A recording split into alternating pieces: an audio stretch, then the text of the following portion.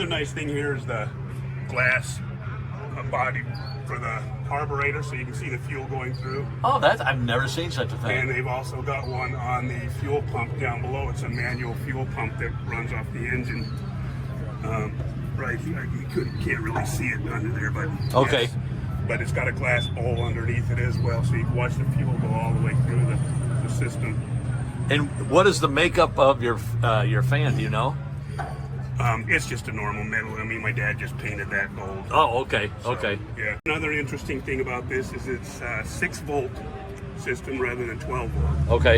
And it's reverse polarity. So the ground actually the positive actually goes to the ground. Oh, wow. Yeah. So if you don't know what you're doing, you're going to have a problem pretty You're gonna have quick. a problem. I've never heard of that. Yeah.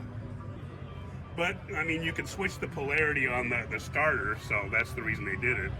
And so you have to take the starter out and then shock it, basically, and reverse the polarity. And then you can make it a negative system like all other cars. Oh, okay.